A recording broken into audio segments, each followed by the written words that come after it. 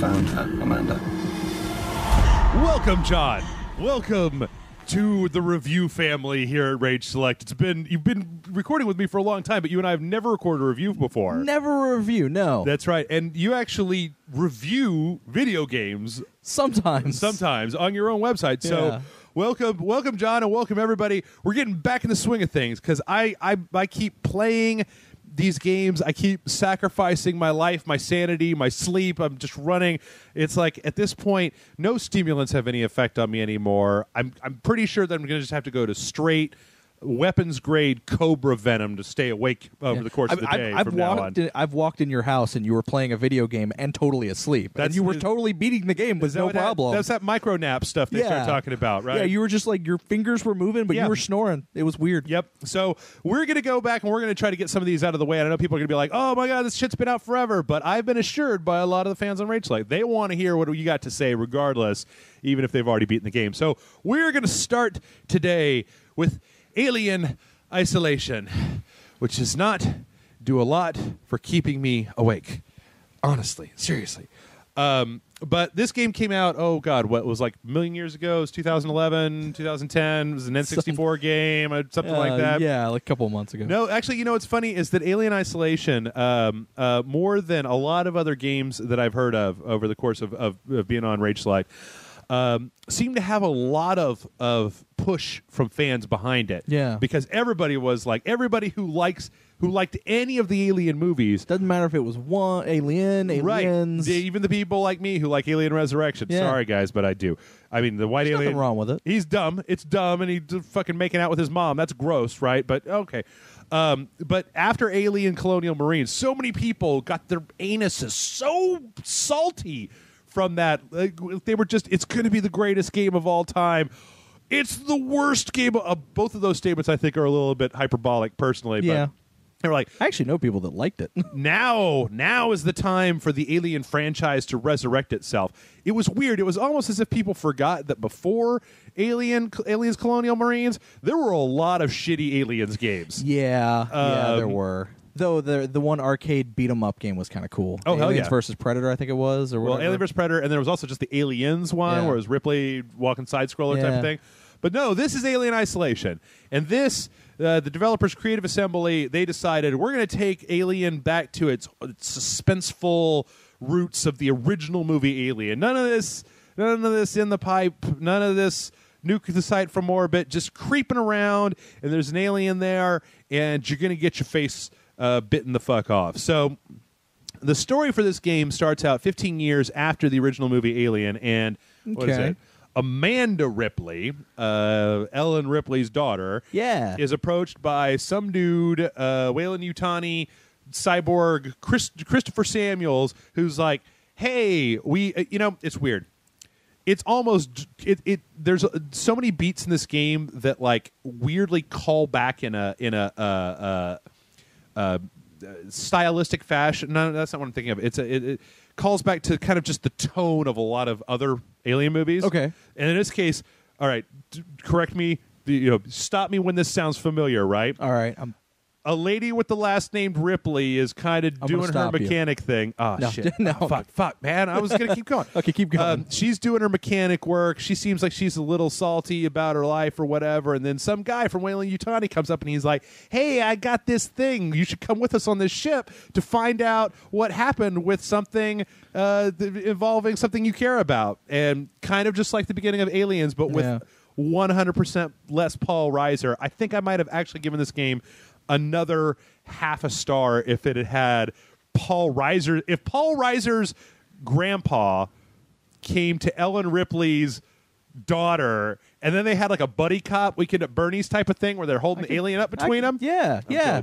Anyway, he comes to her and he says, hey, we found the flight recorder from your mom's ship that blew up, and do you want to come check it out? And she's like, yes, because she's all stricken with like what happened to my mom, and I don't know. So they get on a ship and they go to this space station. What's it called?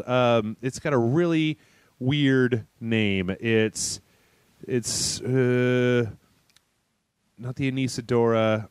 Anyway, Sevastopol. Sorry, it's been a while since I played it. That is a weird name. All the names. The name of the ship they fly out there on is called the Anisador. The name of the station is called the Sevastopol. It's owned by the Seegson Corporation. And it's when they get there, oh my God, surprise, shock, and awe. Shit's all fucked up. Like, how did that happen? Half the doors are welded closed. People are writing in poop on the walls about "Help me, I'm gonna die," and just the place. It's very BioShock, right? Where they get there and everything is just fucking completely torn up. And I don't think it's a spoiler, John. To say that there's been some weird killings by some kind of creature. Nobody's entirely sure what's going on with that creature. But I bet that everybody listening can make an educated guess what creature I'm talking about. Is it the Predator? It is the Predator. That was the big thing, is that this is actually a Predator game, and nobody knew. No, it's the freaking Xenomorph, and from there you get started. And so this is a first-person game, but it's not really much of an action game. Like, it's a lot more like Outlast than it is like Colonial Marines. Yeah, it's a lot of the trailers and stuff that I saw. A lot of the trailers that I saw, and it was kind of the same. It looks like a lot of hiding, a lot of surviving, not fighting off stuff. Yeah, and it's really kind of cool because Amanda Ripley is an engineer. And so a lot of what you end up doing in the game is more, what's reminiscent of is Dead Space, right? Okay. Isaac Clarke's an engineer, Amanda Ripley's an engineer, and what she ends up doing is she ends up using her engineering knowledge to, like, turn stuff back on or get into areas or, more than, she's not a running around with a gun blasting people in the face. Now, there are weapons in the game, but for the most part, but they kind of split that 50-50 with building things and opening up certain things. So they let you off into the station, and so now we start to come to a little bit of the problem that I had with this game. This is fair warning, and people saw it when we did the Dojo episode for it. It takes like 90 minutes before you really start to get into some shit. Like, there's a good, depending on how fast you're going through the game and how much you're stopping and listening to shit and reading shit, 45 minutes to 90 minutes where you're not really going to be in any real peril. Because the enemies in this game are split into, you obviously have the alien, right? Once again, I don't think that's a spoiler. The name of the game is Alien Isolation, right? Correct. There's also your general post-apocalyptic jerk-off assholes who are like, no, stay away, I've got a gun, and don't take my food, right? The Walking Dead-style assholes, right? And then, as if all that isn't enough, it turns out that the Seegson Corporation also makes like the Kmart budget androids. So they aren't like the Weyland-Yutani. Actually, you find some memos in the game that's really funny where they're like, we don't think people want androids that look like people. So what they look like is like if you took a T-800 and you pulled a cheap Halloween mask over it, like you could see the plastic in their faces and their little glowing robot eyes, like the robots from like iRobot with Will Smith, almost. No, I mean it looks not as like nice. Okay, like if you no, I mean they've just got white skin and they're all bald and they got glowing eyes and it looks like you pulled this like horrible rubber suit over and exoskeleton, right? And then you put them all in overalls. Or jumpsuits. And so, for whatever reason, they're also walking around just doing the murder dance, right? They're just fucking... They're my favorite part of the game because when they see you, they don't run, they're not fast, they just walk towards you going like, hey, stop, or like, you're gonna trip and hurt yourself. I want to help you. And then if they catch you, of course, they strangle the fuck out of you. That's the only way to be sure. Right, exactly. To make sure you don't trip. Yeah, is to murder you. Break your legs, and then you're not going to trip. But that 90 minutes at the very beginning of the game before you run into anything, and even after that's kind of until you run into the alien. In that time, you may run into a few people with like guns and stuff, but generally speaking, I mean, you're playing this game, you're kind of looking for the alien. And that, in and of itself, that one statement is kind of indicative to the reason that this game was one of those games that started out, and I was very excited to play it. And then going through that first 90 minutes, there was the thing in my mind that was just like, come on. Like, you've established the atmosphere of this station, right? I've been running all over the place, opening up doors, looking at logs, looking at coffee cups and shit like that. We need to get to the point where the actual playing the game exists. And to expand on that, I'm going to come back to it a few times over the course of the review, I'm sure, but the major issue here is just that this game takes too long to do things. Okay. Like, the game itself is between 14 to 16 hours, depending on how completionist you are about everything that you're doing. And it's crazy because I didn't realize this at first, but it's very much a Metroidvania style game, in kind of like it was a good comparison might be like the Arkham Asylum, right? Okay. Where yeah. In the beginning, you're in an area, and you're going to walk past doors that are locked with a certain thing, and then later you're going to get a tool that will let you get into those doors. So a lot of the game is going to have you going to an area, doing a thing, and then backtracking to this tram system that takes you to different areas of the game. And in some cases, you'll go through the same area in a few different ways multiple times. And the problem that I have, the major problem that I have with this is that backtracking really tends to grind you down. And a lot of that is because of the way that you're expected to play the game. And that is that this is very, very much a stealth game. You are supposed to be hiding in lockers, vents, behind shit. You're supposed to be hiding because anything outside of a person will pretty much just fuck you up hardcore. The androids can be killed, but it takes once you get a gun, which doesn't happen until, I think you get, you finally get a flamethrower about a third of the way through the game, that's when the game kind of, to me, started to actually open up a little bit because I could be a little bit more loose with how I was doing it. But before that, the game really is expecting you to be hiding behind shit and just afraid of everything that you're seeing out in the world. And this is another place where I feel like me and a lot of people are going to part ways. And I don't know about you, John, but I have a limited time where you can scare me. Yeah. Where you can keep me tense and on my toes, right? But at a certain point, I just can't keep it up anymore. I just get tired of being frightened, right? And just go like, well, I'm get killed. So when the enemies in the game come out, especially the alien, because the alien, it's just like, it'll okay, the first time I saw the alien in the game, the thing is legitimately terrifying. Yeah. Because it's like 8 feet tall. You can't tell when it's going to turn around, and you got no defense against it. So if it sees you, starts running at you, you could maybe, if you're right next to a vent, you could maybe get in the vent. But more often than not, it's just going to run up and it's going to kill you. And that was very effective, and it made for a very tense moment for like the first hour that I was playing against the alien. But after that, it just became the sort of thing where I'm hiding behind something, I'm looking at it, it's going to go around a corner, and then it turns around, and I'm just like, okay, well, and I'm just going to let it kill me, right? Because it's like, well, I'm dead here, let's move on. I don't have any way to get out of it, right? I can't outrun the thing, I can't outmaneuver the thing. So there's plenty of cases where if you're careless in any way, shape, or form, the alien will come at you. And that actually brings up one of the things I really didn't like, because I played it on the PC. As near as I can tell, I don't know if they've patched it in since then. I don't know if I was just missing something. There was no quick save button. And I understand why they did this. The game has these boxes on the wall that you put a key card into, and it lights up these 3 lights, and then it saves your game, right? Yeah.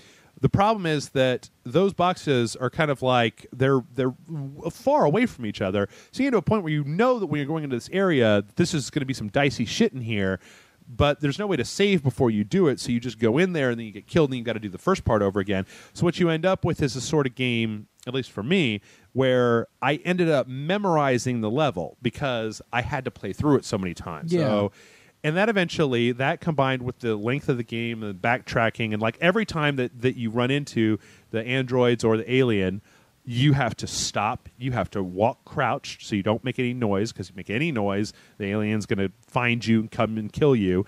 You have to creep along and creep along and creep along, and then God forbid you get seen by something. Then in a lot of cases, it's almost easier just to let whatever that thing is kill you and try it again than it is to try to escape from them.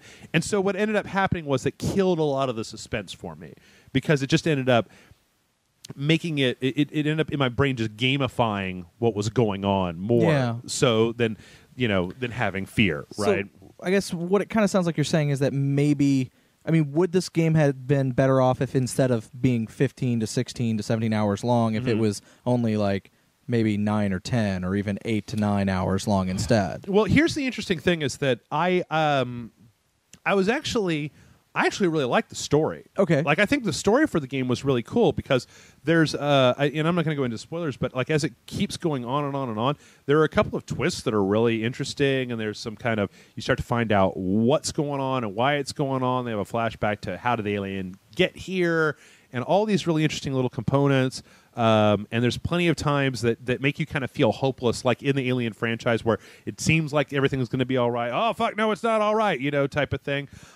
So I actually really enjoyed the story. At a certain point, it very much derails from what I was talking about the original is. Yeah. And it starts going off in this kind of brand new direction, which mirrors, if you're in any way, shape, or form familiar with the Alien franchise, there's some definite parallels between certain parts of each one of the different movies. But I liked it. The main problem that I had with it is the problem that I have with a lot of stealth games, and that is Creative Assembly didn't seem to really have... it didn't really seem to have a good way for you to escape when you are seen. So when you get seen by something, you're like I said, you're kind of boned. And I think that the game would have been fine if they had just, maybe instead of making you walk all the way back to the beginning of the level, if they had just given you a way to kind of get back or go to whatever the next part of the game is. And if they had just given you some way, and that's why I'm saying that the flamethrower, when I got that, really opened up the game for me, because as near as I can tell, there were some other guns in the game, and when I would point at the xenomorph and pull the trigger, basically nothing would happen, and then I would die, right? Oh, okay. The flamethrower, on the other hand, gave me about a 50-50 chance that the alien was either going to, actually, is about a 30% chance that it was going to turn around and run away, a 30% chance that it was going to hit me but not kill me, and a 30% chance that it was going to just straight up kill me. Okay. So that actually, and the fact that happens, like I said, about on a third into the game, really did open up the game for me. So, question, what about that last 10%? Because you said 30, 30, and 30. Oh, 33.333, John. Don't check my math on a review. Hey, no. I'm just beating the commenters to the punch on that one. Yep. In addition to just the straight up guns that you get, the whole world is just littered with bullshit that you could take and you can make into, like there's EMP grenades and there's like noisemaker grenades. So you can, if you have enough forethought, like make a noisemaker grenade and throw it at a group of androids or humans, and then the alien will come down and take care of all of them for you. But in a lot of cases, it ended up just being like, well, if I throw the noisemaker grenade and they take care of all the humans, then the alien's going to be there. So I'm just going to go ahead and kill them all myself with hitting them in the back of the head with a pipe wrench, right, instead of doing that. So that was my major problem, and it just kind of made the game drag, right? That I just ended up having to do the same thing over and over again, and it made it drag. On the flip side, and it's kind of a shame that the game only launched with one of these, but there was one that was like a challenge map, right? Okay. It was a smaller area. Alien was right there from the beginning. They give you a bunch of shit, and they're just like, you need to get from here to here as quickly as you possibly can, and you need to try to do these sub-objectives to get more points. And the faster you can do all that stuff and stay alive, the higher a score you get. That was what I played on the Oculus. That's what we played on the Part 2 that we did on the site. That was great because it was a very short snippet of alien activity. And it didn't give you time to get tired of the alien, right? Because you're just like going from here to there. So I feel like almost that if they needed some more enemies than just those three different types of enemies to kind of throw at you over the course of the game. On the other hand, I know that everybody's seen this online, but Creative Assembly went back and they did a lot of looking at the original Alien to get that whole, like, the Ridley Scott future of 1970 thing. VHS tapes are still used. Tapes and monitors still have the the lines on them. They're like 200 by 200 monitors, right, with giant pixels and stuff. That stuff is all great, and at 14 hours long, they've created a lot of environments, a lot of props, a lot of stuff that is all that. Okay.